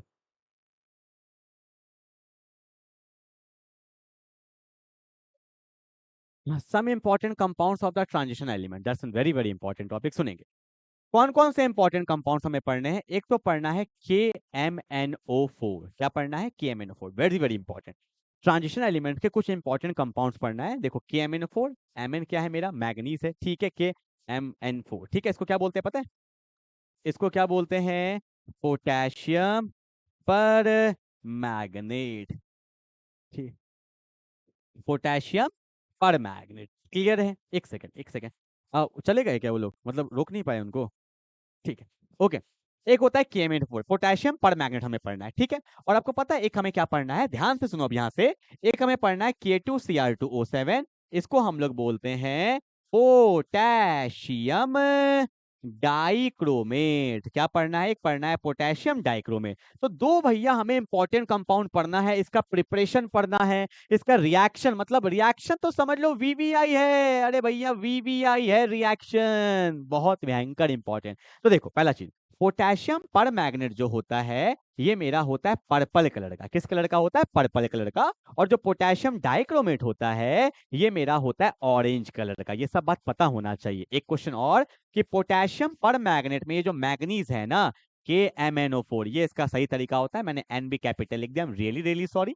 तो मैग्नीज का यहाँ पे ऑक्सीडेशन स्टेट क्या होगा पहले ये बताओ? आपको पता है O पे -2 होता है तो -8, K पे क्या होगा? +1, इसको मान लेंगे x। तो x + 1 - 8 = 0। तो x का वैल्यू यहाँ पे क्या आ गया? +7 आ गया। ये है पोटेशियम पर मैग्नेट में मैग्नीज का ऑक्सीडेशन स्टेट। सिमिलरली K2Cr2O7 में क्रोमियम का क्या होगा? जल्दी से मेरे को बताना एक बार, खुद से ट्राई करो। K2Cr2O7, तो आपको पता है कि यहाँ पे K पे +1 है तो 2 होगा +2, O -7 है तो -14, और यहाँ पे क्या ले लेंगे? 2x। तो यहाँ पे क्या होगा? 2x - 14 + 2 = 0। तो x का वैल्यू यहाँ पे क्या आ जाएगा? +6 आ जाएगा। दैट्स माय फाइनल आंसर, ठीक है। तो पोटेशियम डाइक्रोमेट जो है ये ऑरेंज कलर का होता है, इसका ऑक्सीडेशन स्टेट क्या है? +6 है। और पोटेशियम पर मैग्नेट जो है ये पर्पल कलर का होता है और इसका ऑक्सीडेशन स्टेट क्या है? +7 है। तो ये बात हमें पता होना चाहिए। पर अब हमें क्या क्या पढ़ना है? इसका प्रिपरेशन पढ़ना है, इसका स्ट्रक्चर पढ़ना है, इसका रिएक्शन पढ़ना है। तो ये सब चीज हमें पढ़ना है, क्लियर है? आइए एक एक करके स्टार्ट करते हैं। देखो पहला आता है पोटेशियम डाइक्रोमेट। पहले उन्होंने क्या दिया है? जैसे यहाँ पे लिखा है पोटेशियम पर मैग्नेट, फिर लिखा है डाइक्रोमेट। पहले हम लोग क्या पढ़ रहे हैं? पोटेशियम डाइक्रोमेट पढ़ते हैं, ठीक है। अब देखो ध्यान से देखो, पोटेशियम डाइक्रोमेट क्या होता है? K2Cr2O7। जनरली इसको हम लोग आयोनिक फॉर्म में कैसे लिखते हैं? Cr2O7 - 2, ये मेरा डाइक्रोमेट होता है, ठीक है। एक बात मैं आपको और बताऊं भैया, एक एक करके सीखते हुए चलते हैं ना, क्या दिक्कत है? देखो एक होता है क्रोमेट Cr O4 - 2, एक होता है क्रोमेट, ये है क्रोमेट। और एक होता है Cr2O7 - 2, ये होता है डाइक्रोमेट, ठीक है। जो मेरा क्रोमेट होता है ना ये मेरा येलो कलर का होता है, और डाइक्रोमेट जो होता है ये तो मैंने आपको बता ही दिया, ऑरेंज कलर का होता है। इसका स्ट्रक्चर बताऊं, क्रोमियम है, 4 ऑक्सीजन है, 1 2 3 एंड 4। तो यहाँ पे डबल बॉन्ड होता है, यहाँ भी डबल बॉन्ड होता है, यहाँ सिंगल होता है, यहाँ सिंगल, तो ये माइनस, ठीक है। तो ये क्रोमेट का स्ट्रक्चर है। और डाइक्रोमेट क्या होता है? यहाँ पे क्रोमियम, यहाँ पे क्रोमियम, 7 है ना, तो 1 2 3 4 5 6, और एक बीच में आ जाता है 7। तो यहाँ पे डाइक्रोमेट का स्ट्रक्चर देखो, यहाँ डबल बॉन्ड है, यहाँ डबल बॉन्ड है, यहाँ सिंगल है, क्योंकि ऑक्सीजन जब जब सिंगल बॉन्ड बनाता है तो माइनस आता है। सिमिलरली यहाँ माइनस है, यहाँ डबल, यहाँ सिंगल, यहाँ, ठीक है। तो ये मेरा डाइक्रोमेट का स्ट्रक्चर है और ये मेरा क्रोमेट का स्ट्रक्चर है, ठीक है ना। तो क्रोमेट हो गया, डाइक्रोमेट हो गया। अब बात करते हैं प्रिपरेशन, कि भैया प्रिपरेशन कैसे होता है। एक बात मैं आपको और बता दूं यहीं पे, एमसीक्यू के लिए पूछा जा सकता है। पोटेशियम डाइक्रोमेट के लिए हम लोग एक कंपाउंड यूज करते हैं, इसको बोलते हैं FeCr2O4। इसको बोलते हैं क्रोमाइट ओर। क्या बोलते हैं? क्रोमाइट ओर यूज करते हैं। और पोटेशियम पर मैग्नेट को बनाने के लिए हम लोग MnO2 यूज करते हैं, जिसका नाम होता है पाइरोलूसाइड। कितना प्यारा नाम है, पाइरोलूसाइड। यहां यूज करते हैं क्रोमाइट और यहां यूज करते हैं पाइरोलूसाइड। ये सब एमसीक्यू के लिए मैंने आपको बता दिया, ठीक है। चले भैया आपको स्टार्ट करते हैं, प्रिपरेशन फटाफट से स्टार्ट करते हैं। देखो, अगर मुझे पोटेशियम डाइक्रोमेट बनाना है, is prepared from the chromite, अभी बताया था ना, FeCr2O4, the various steps are. ये बोर्ड का फेमस क्वेश्चन है, 3 नंबर में आता है। तो स्टेप 1, स्टेप 2, स्टेप 3, फिर से आपको पता है, रटवाऊंगा नहीं, पहले ही समझा दूं क्या होता क्या है, पहले मैं आपको बताता हूँ। देखो, पहला क्या करते हैं हम लोग लेते हैं क्रोमेट, ठीक है। क्रोमेट लिया, उसको डालते हैं बेस में, NaOH बेस ले लेते हैं, साथ में थोड़ा सा एयर ले लेते हैं, ठीक है। तो पहले हमने क्या किया, क्रोमेट से क्रोमेट सॉरी सॉरी ठीक है, मैंने यहाँ पे क्या लिया, क्रोमाइट ओर लिया, FeCr2O4। मैंने क्या किया, क्रोमाइट ओर लिया, क्रोमाइट ओर को बेस में डाला। तो पहले मैंने यहाँ पे बना लिया क्रोमेट। क्या बना लिया मैंने यहाँ पे, बना लिया क्रोमेट। पहला स्टेप होता है क्रोमेट बनाओ। अरे क्रोमेट के बाद ना डाइक्रोमेट बनाओगे। तो मैंने क्या किया, क्रोमाइट ओर को डाला बेस में, तो बन गया क्रोमेट, ठीक है। अगला चीज, क्रोमेट को मैंने डाला एसिडिक मीडियम में। जब क्रोमेट को हम लोग एसिडिक मीडियम में डालते हैं, तो यहां पे बन जाता है डाइक्रोमेट। क्या बन जाता है, डाइक्रोमेट, ठीक है। पर हमें बनाना क्या है, पोटेशियम डाइक्रोमेट। तो यहां पे जो डाइक्रोमेट बनता है, इसको मैंने डाल दिया KCl के साथ, तो K रिएक्ट कर जाता है, तो बन जाता है पोटेशियम डाइक्रोमेट। कितना स्टेप है, 3 स्टेप याद रखना है। क्रोमाइट और से क्रोमेट, क्रोमेट से डाइक्रोमेट, और डाइक्रोमेट को KCl में डालेंगे तो क्या बन जाएगा, पोटेशियम डाइक्रोमेट, जो ऑरेंज कलर का होता है। किस कलर का होता है, ऑरेंज कलर का, ठीक है। देखो, यही सब स्टेप यहाँ पे लिखा होगा। पहला स्टेप क्या है, देखो, प्रिपरेशन ऑफ सोडियम क्रोमेट। कैसे बनेगा, द पाउडर्ड ओर का मतलब मैं यहां लिख रहा हूं, एग्जाम में अच्छे से लिखेंगे, FeCr2O4। इसको बोलते हैं chromite ore. Is heated with alkali. Alkali का मतलब क्या होता है, बेस, और साथ में एयर लेते हैं, तो यहां पे क्या बनाता है, सोडियम क्रोमेट। तो क्या बन जाएगा, Na2CrO4, सोडियम क्रोमेट बन गया। साथ में और भी कंपाउंड बनता है, आयरन का ऑक्साइड बन जाता है, Fe2O3 बन जाता है, और साथ में क्या बन जाता है, वाटर बन जाता है, ठीक है। तो ये मेरा पहला स्टेप था। क्रोमाइट ओर से क्या बन गया, सोडियम क्रोमेट बन गया, ठीक है। अब जो सोडियम क्रोमेट बनता है ना, Na2CrO4, इसको हम लोग जब एसिडिक मीडियम में डालते हैं, तो ये बना लेता है सोडियम डाइक्रोमेट, Na2Cr2O7। ये बन गया सोडियम डाइक्रोमेट, ठीक है। क्या बन गया, सोडियम डाइक्रोमेट बन गया, क्लियर है ना। अब जब ये सोडियम डाइक्रोमेट बनता है, Na2Cr2O7, जब हम लोग सोडियम डाइक्रोमेट को डालते हैं KCl के साथ, तो ये K रिएक्ट कर जाता है, और यहाँ पे बन जाता है K2Cr2O7, जिसको हम लोग क्या बोलते हैं, पोटेशियम डाइक्रोमेट बोलते हैं। तो ये भैया 3 स्टेप आपको एग्जाम में बहुत बढ़िया से दिखाना पड़ेगा, ठीक है। तो बस यहाँ पे लिख देना, ये कौन सा कलर होता है, ऑरेंज कलर होता है। जल्दी से फटाफट से उतार लेंगे। ये 3 स्टेप याद रखना, फिर से बोल रहा हूँ। क्रोमाइट और से क्रोमेट, कौन सा क्रोमेट, सोडियम क्रोमेट, क्योंकि वहां पे बेस लेते हैं NaOH। सोडियम क्रोमेट से सोडियम डाइक्रोमेट, और डाइक्रोमेट को जब KCl से पास करेंगे तो क्या बन जाएगा, पोटेशियम डाइक्रोमेट बन जाएगा, ठीक है। जल्दी उतारो। और साथ में बाय प्रोडक्ट भी निकलता है, जैसे Na के साथ यहाँ पे क्या निकल जाएगा, Cl निकल जाएगा, ठीक है। तो ये सब दिखाना चाहो तो दिखा सकते हो। जैसे यहाँ पे आपका Na2Cr2O7 है, फिर यहाँ पे एक सोडियम सल्फेट भी बन जाता है, ठीक है। तो दिखाना चाहो तो दिखा सकते हो, वरना इतना ठीक है। चल, क्लियर हो गया। यहाँ पे हमने स्ट्रक्चर देख लिया, कलर देख लिया, प्रिपरेशन देख लिया। अब हम लोग आते हैं फटाफट से किसमें, पोटेशियम परमैंगनेट में आते हैं। किसमें आते हैं, पोटेशियम परमैंगनेट में। तो पोटेशियम परमैंगनेट का प्रिपरेशन उतना इंपॉर्टेंट नहीं है, बस अपने को ये पता होना चाहिए कि पोटेशियम परमैंगनेट किससे बनता है, पाइरोलूसाइड से बनता है, दैट इज MnO2 से बनता है, ठीक है। और एक बात मैं आपको यहाँ पे बता देता हूं, कि अगर क्रोमेट है CrO4-2, क्रोमेट को अगर आप डाल दोगे एसिडिक मीडियम में, तो ये बना लेता है डाइक्रोमेट, ठीक है। और डाइक्रोमेट को अगर डाल दोगे बेसिक मीडियम में, ठीक है भैया। अच्छा, मैंने, हाँ, ठीक है। हाँ, और डाइक्रोमेट को डाल देंगे बेसिक मीडियम में, वापस से क्या बन जाएगा, क्रोमेट बन जाएगा। क्रोमेट का कलर कैसा होता है, येलो। और डाइक्रोमेट कैसा होता है, ऑरेंज कलर होता है, ठीक है। ये पता होना चाहिए। उतार लेंगे फटाफट से। Chromate in acidic medium changes to dichromate and dichromate in basic medium changes to chromate. उतार लीजिए, ये सब एमसीक्यूज के लिए आपको पता होना चाहिए, ठीक है। चलो, क्लियर है। ओके, एक क्वेश्चन आता है, देखो फटाफट से। Classify the following oxides as an acidic, basic and amphoteric. आपको एक बात पता होगा कि भैया जैसे जैसे ना ऑक्सीजन का परसेंटेज बढ़ता है ना, तो एसिडिक स्ट्रेंथ भी बढ़ते चल जाता है। एक बहुत फेमस क्वेश्चन मैं आपको कराता हूं। जैसे मैंने लिखा है यहाँ पे HClO, यहाँ लिखा HClO2, HClO3, यहाँ लिखा HClO4। तो बताओ भैया सबसे ज्यादा एसिडिक कौन होगा? More the percentage oxygen more will be acidic character, ठीक है। अगर यहाँ पे भी एसिडिक कैरेक्टर बोला जाता तो ऐसा होता, क्योंकि परसेंटेज ऑक्सीजन बढ़ रहा है ना। तो यहाँ पे एक में एक है, यहाँ पे दो में तीन है, तो मतलब 1.5। यहाँ पे एक में दो है, पर आपको बोला है कौन सा एसिडिक है कौन सा बेसिक है। तो आपको पता होगा ये दोनों जो होता है ये बेसिक होता है, ठीक है। MnO2 जो मेरा होता है ये एम्फोटेरिक होता है, ठीक है। और Mn2O7 जो होता है ये एसिडिक होता है। एनसीईआरटी में दिया हुआ था, इसलिए मैंने आपको ये बता दिया, ठीक है। चलो भैया आगे बढ़े फटाफट से। ओके, अब एक बात बोलोगे सर आप एक चीज छोड़ रहे हैं। क्या? क्या छोड़ रहे हैं? जो मेन चीज है भाई आप छोड़ रहे हैं। क्या छोड़ रहे हैं जल्दी से बता दो। आप बोलोगे सर आपने रिएक्शन पार्ट नहीं बताया, जो सबसे ज्यादा इंपॉर्टेंट है वो तो आपने छोड़ दिया। मतलब जो गारंटी क्वेश्चन है, 2 से 3 मार्क्स जो आना ही आना, आपने वही नहीं पढ़ाया। क्यों नहीं पढ़ाया भाई? देखो, जो इंपॉर्टेंट है ना उसको मैंने एकदम लास्ट में अच्छे से सेपरेट करके रखा है, एकदम बहुत बढ़िया से। हमें दोनों का रिएक्शन पढ़ना है, डाइक्रोमेट का भी पढ़ना है, पोटेशियम पर मैग्नेट का भी पढ़ना है, एकदम लास्ट में। जो एकदम इंपॉर्टेंट है बहुत तरीके से पढ़ाऊंगा, जो बहुत इंपॉर्टेंट है आराम से हम लोग पढ़ने वाले हैं, एकदम लास्ट में रखूंगा, टेंशन मत लीजिए। नहीं छोड़ा है भैया, मैंने बता दिया आपको, ठीक है। चलो आगे बढ़ते हैं।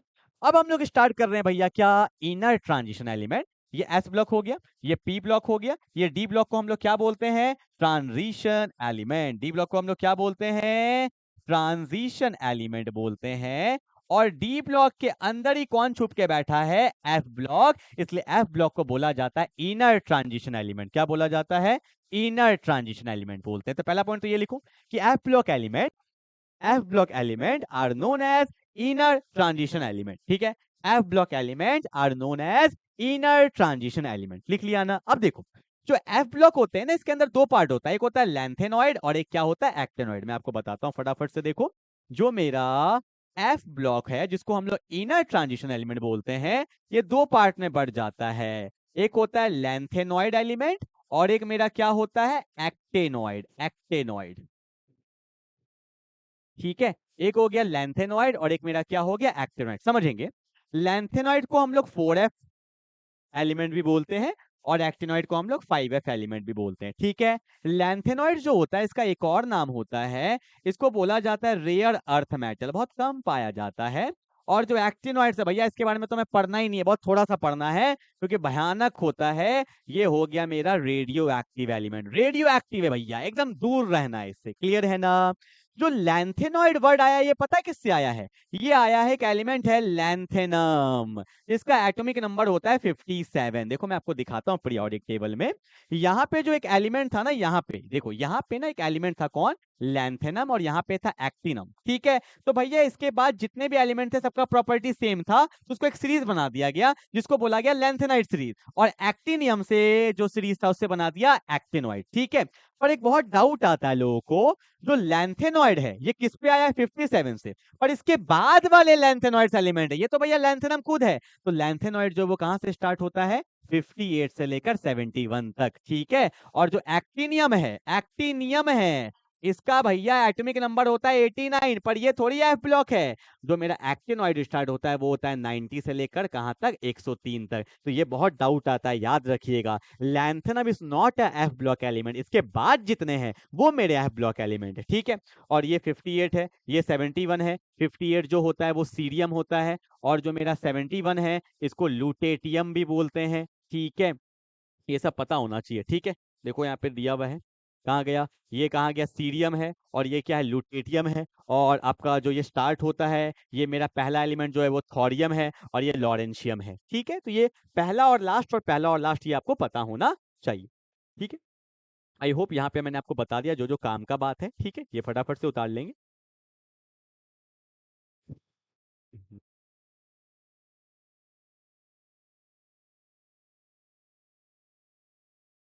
हेलो, चलो आगे बढ़े, आगे बढ़ते हैं। अब देखो भैया लैंथेनॉइड्स में हमें क्या क्या पढ़ना है। पहली बात तो मैंने आपको बता दिया कि लैंथेनॉइड्स तो मेरा रेयर अर्थ मेटल होता है, ठीक है। दूसरा मैंने क्या बता दिया, कहाँ से स्टार्ट होता है जल्दी बता दो, 58 से, और कहाँ खत्म होता है जल्दी बता दो, जल्दी बताओ, 71 पे। पहला एलिमेंट कौन था, सीरियम, लास्ट कौन था, लुटेटियम। अब देखो सबसे पहला चीज यहाँ पे आपको ध्यान देना है क्या, इलेक्ट्रॉनिक कॉन्फ़िगरेशन के बारे में, इलेक्ट्रॉनिक कॉन्फ़िगरेशन के बारे में। मेरा एक वीडियो अपलोड है इलेक्ट्रॉनिक कॉन्फ़िगरेशन का, आप कर लीजिएगा, मैं आपको बोलता हूँ। इसमें 3 एक्सेप्शन है, 3, ध्यान दो। इसके अंदर 3 एक्सेप्शन है, कौन कौन से। पहला पहला देखो, एक तो खुद ला सी गदगद, ला सी गदगद, याद रखिएगा, ला सी गदगद, ठीक है भैया। ला सी गदगद, ला मतलब लैंथेनम, यहां से आपको पता चल जाएगा कि लैंथेनम मेरा एफ ब्लॉक एलिमेंट नहीं है। सी मतलब सीरियम, और जीडी मतलब गैडोलियम। एटॉमिक नंबर 64 होता है, ये 57 होता है, ये 58 होता है। ये जेई मेंस में भी बहुत बड़ा चुका है गैडोलियम, ठीक है। मैं आपको इसका इलेक्ट्रॉनिक कॉन्फ़िगरेशन लिख के दिखाता हूं। तो लैंथेनम का कलर येलो लेंगे, व्हाइट लेंगे। लैंथेनम का एटॉमिक नंबर कितना होता है, 57। तो इसका इलेक्ट्रॉनिक कॉन्फ़िगरेशन होता है ज़ीनॉन 54। क्या होता है, ज़ीनॉन 54, और यहाँ होता है 6s2, और यहाँ होता है 4f1, ठीक है। ये होना चाहिए था, बट दिस इज रॉन्ग, क्योंकि आपको पता है जब ये एफ ब्लॉक एलिमेंट है ही नहीं तो इलेक्ट्रॉन एफ में क्या कर रहा है, इसलिए इसमें एफ का एक इलेक्ट्रॉन किस में जंप कर जाता है भैया, किसमें जम कर जाता है, डी में। तो इसका होता है 6s2 5d1। पर आप बोलोगे सर आपको कैसे याद है 6s2 5d, कहीं पे कुछ जब इलेक्ट्रॉनिक कॉन्फ़िगरेशन पढ़ोगे तो पूरा कंसेप्ट समझ में आ जाएगा। सिमिलरली सीरियम का होता है 58, होना तो चाहिए था जीनॉन 54, 6s2 4f2, पर यहां पर भी f का एक इलेक्ट्रॉन डी में चले जाता है, तो यहां पे होता है जीनॉन 54, 6s2 4f1 तो रहेगा ही रहेगा, पर यहाँ पे 5d1 आ जाता है। ये सब इंपॉर्टेंट एक्सेप्शंस है, देख लेना एग्जाम में। गैडोलियम कितना बार आएगा, कितना बार आएगा, अगर इस बार भी याद आए तो याद कर लेना। होना चाहिए था जीनॉन 54, 6s2, यहाँ होना चाहिए था 4f8। क्या होना चाहिए था, देखो ना, 54 और 2 56 है, और 56 60 64 है, और यहाँ पे भी क्या होता है, एक इलेक्ट्रॉन किसमें चल जाता है, जीनॉन है, 54 है, 6s2 है, 4f7 है, और यहाँ पे भी क्या हो जाता है, 5d1 हो जाता है, ठीक है। तो this are the exceptions of the lanthanoid, जो आपको पता होना चाहिए। जल्दी उतार लो।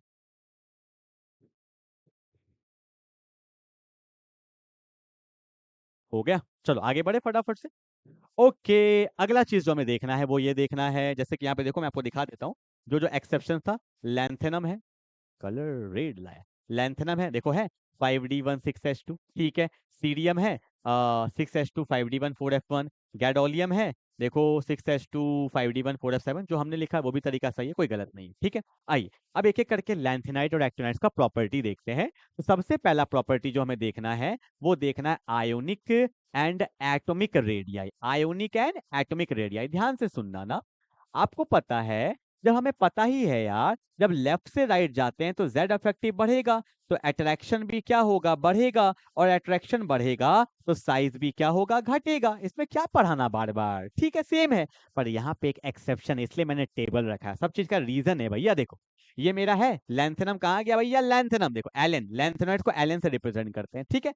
अब तुम ध्यान से देखोगे, अगर देखो क्या हो रहा है, घट रहा है ना, 187 से 183, 182, 181, 181, 180, 180, देखो सडनली 199, फिर घट रहा है, घट रहा है, घट रहा है, घट रहा है। तो यहाँ पे याद रखिएगा ये कौन है, यूरोपियम। एक लाइन लिख लो, europium has the maximum size in the lanthanoid series. लोग ध्यान ही नहीं देते हैं, हाँ जनरली घटता है, पर यूरोपियम का साइज सबसे क्या होता है, मैक्सिमम। ये एटॉमिक रेडियाई का बात कर रहे हैं, एटॉमिक रेडियाई का, ठीक है। पर आयोनिक का अगर बात करेंगे, देखो एलन पे +3 भी बताने ही में वाला था कि लैंथेनॉइड का जो स्टेबल ऑक्सीडेशन स्टेट होता है वो होता है +3। लैंथेनॉइड का जो स्टेबल ऑक्सीडेशन स्टेट होता है वो होता है +3। तो देखो आयोनिक में कोई दिक्कत नहीं है, जनरली डिक्रीज ही कर रहा है, इसमें कोई दिक्कत नहीं है। पर एटॉमिक रेडियाई में यूरोपियम का साइज क्या होता है, सबसे मैक्सिमम। जनरली डिक्रीज करता है, क्यों, जेड इफेक्टिव बढ़ रहा है, अट्रैक्शन बढ़ रहा है, साइज डिक्रीज करेगा, बट यूरोपियम का साइज क्या होता है, सबसे मैक्सिमम होता है। क्लियर है ना।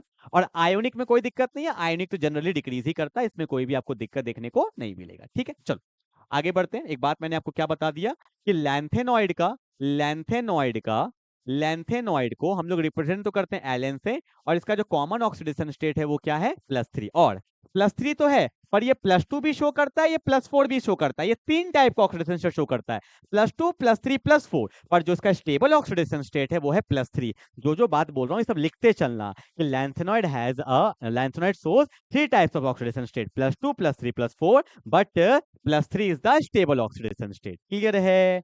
चलो आगे बढ़ते हैं फटाफट से, ये मैंने बता ही दिया।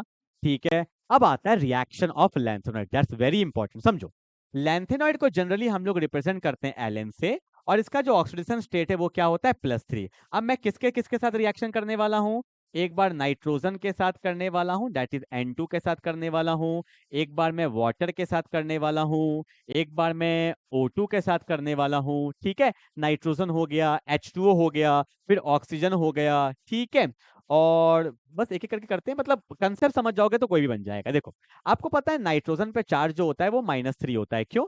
एटॉमिक नंबर 7 होता है। क्या लिखते हैं, 2,5 लिखते हैं, तो 3 इलेक्ट्रॉन गेन करना है। तो लैंथेनॉइड पे +3, नाइट्रोजन पे -3, तो जुड़ गया, तो फाइनल रिएक्शन करके क्या बनेगा, LnN बन जाएगा।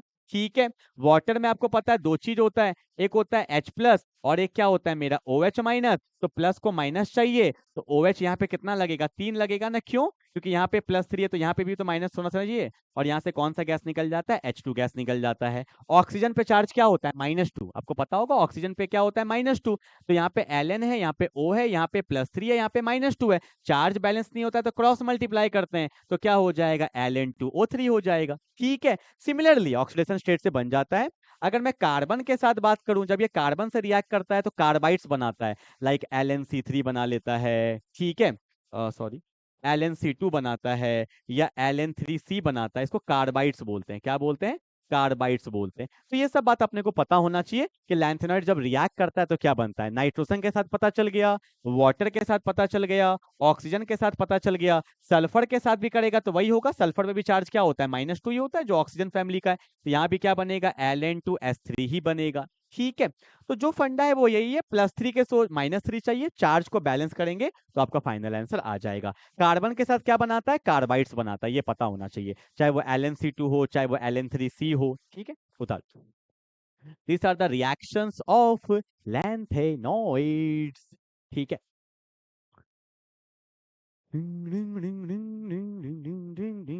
चलो आगे बढ़ते हैं फटाफट से। अगला, lanthanide contraction, that's very very important question जो मैंने बताया था।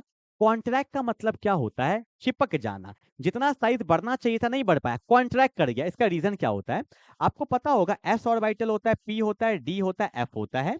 यहाँ पे एक वर्ड आपने सुना होगा, स्क्रीनिंग इफेक्ट। सुना है, स्क्रीनिंग बोल दो या शील्डिंग बोल दो। शील्डिंग का मतलब होता है रुकावट, या स्क्रीनिंग का मतलब भी होता है रुकावट। तो जो शील्डिंग इफेक्ट और स्क्रीनिंग इफेक्ट है वो सबसे ज्यादा अच्छा होता है एस में, एस से बेकार पी, पी से बेकार डी, डी से बेकार एफ। और ये भी बोला जाता है डी और एफ में पुअर शील्डिंग होता है, मतलब यहाँ पे रुकावट होता ही नहीं है, खाली अट्रैक्शन होता है। तो जब रुकावट हुआ ही नहीं, अट्रैक्शन ही खाली हुआ, तो जो साइज बढ़ना चाहिए था नहीं बढ़ पाता है, कॉन्ट्रैक्ट कर जाता है। मतलब जो साइज में डिक्रीज हो रहा है। क्यों? क्योंकि आपको पता है लैंथेनाइड में इलेक्ट्रॉन कहाँ जाता है, 4f ऑर्बिटल में जाता है। तो जब 4f ऑर्बिटल में इलेक्ट्रॉन गया तो अट्रैक्शन ही खाली हुआ, शील्डिंग हुआ ही नहीं, तो साइज कॉन्ट्रैक्ट कर जाता है। साइज का घटना ही क्या कहलाता है, लैंथेनाइड कॉन्ट्रैक्शन। देखो क्या बोला है, lanthanide contraction is the gradual decrease in the atomic and ionic radii of the lanthanoid from lanthanum to lutetium due to poor shielding of the 4f electron.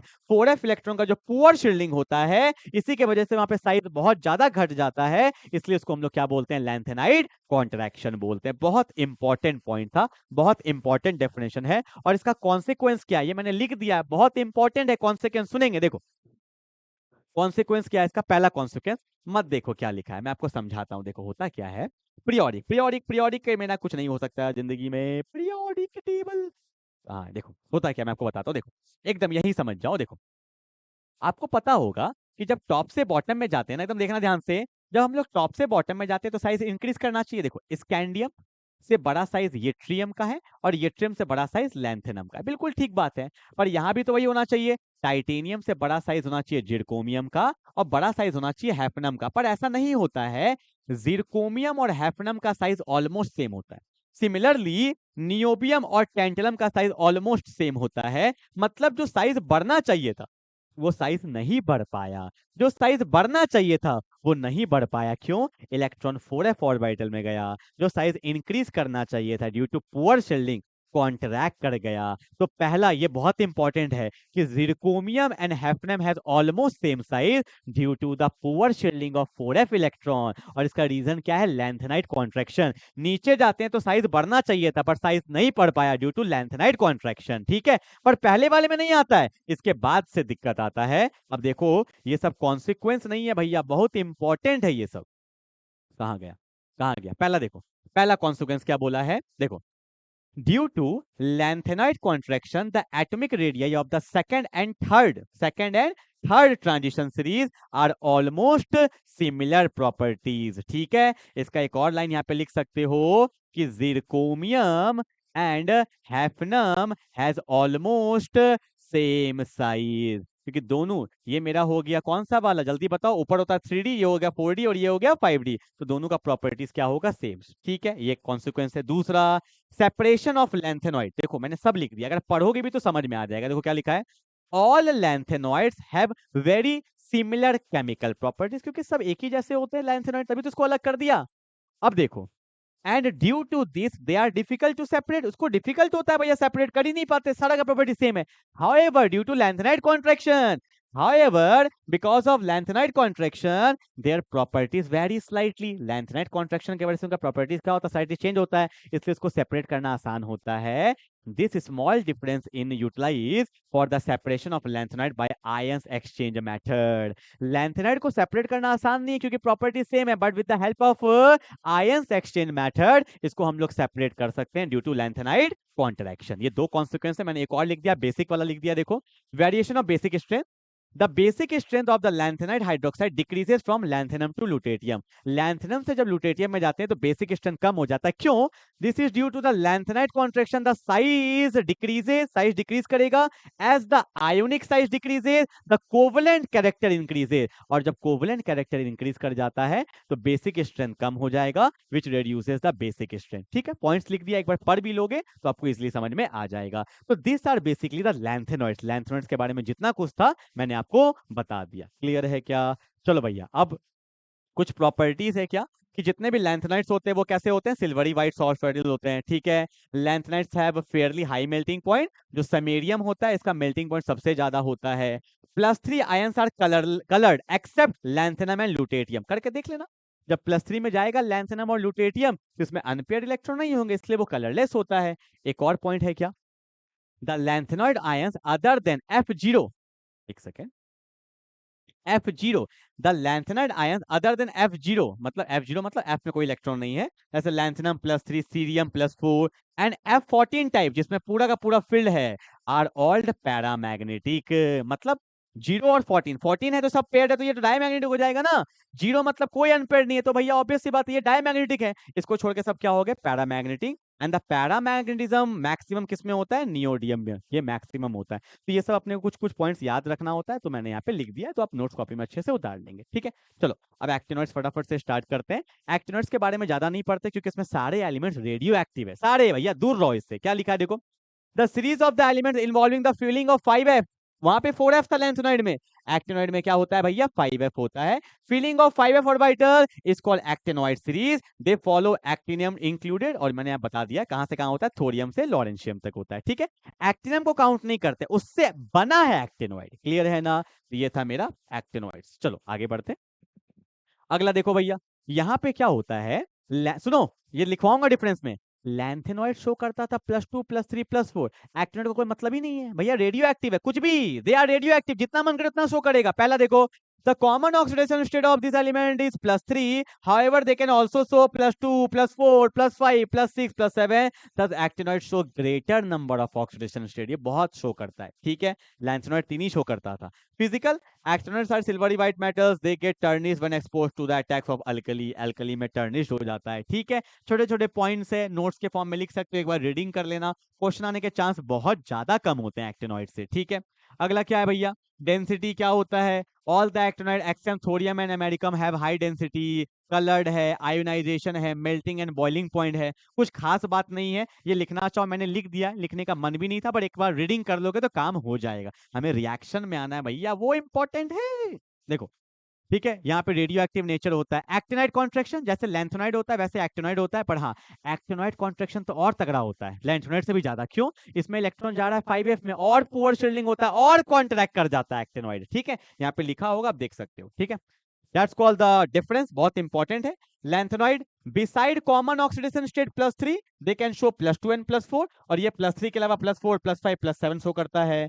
They have smaller tendency to form complex, they have strong tendency to form complex, they do not form oxo ions, they do form oxo ions, they except promethium, they are non radioactive. इसमें सिर्फ एक ही radio active होता है, इसमें सारे के सारे radio active होते हैं। Lanthanoids compounds are less basic, actinoids क्या होता है? More basic. ये 5 मैंने पॉइंट्स लिख दिया है जो आपको डिफरेंस में आपको पता होना चाहिए। ठीक है, अब आते हैं फटाफट से रिएक्शंस वाले पार्ट में, जो कि वेरी वेरी इंपॉर्टेंट है, very very important, very very important. ठीक है, तो मैं इसके साथ एक वीडियो अटैच कर रहा हूँ, मेरा ही वीडियो है रिएक्शन पार्ट का, जो मैंने बहुत अच्छे से बताया है, इसको अटैच कर रहा हूँ। तो आपका यहाँ पे वन शॉट पूरा क्या हो जाएगा, कंप्लीट हो जाएगा। रिवाइज करिए, मिलते हैं अगले क्लास में, तब तक के लिए कर लेना अभी डाल रहा हूँ रिएक्शन वाला। ठीक है, साथ ही साथ हो जाएगा भैया, छोड़ दोगे तो मेरे को मत बोलना, फिर जाएगा नंबर 2 से 3 नंबर जाना ही जाना है। और एक बात बता दूं, लास्ट ईयर का पीवाईक्यू खोल के देखना, मेरे उस 7 क्वेश्चन में से 3 क्वेश्चन आ गया एग्जाम में, इसलिए बोल रहा हूँ कर लीजिएगा, सारा मैंने करवा दिया। ठीक है, तो मिलते हैं अगले क्लास में, तब तक के लिए बाय, नहीं, तब तक के लिए बाय बाय।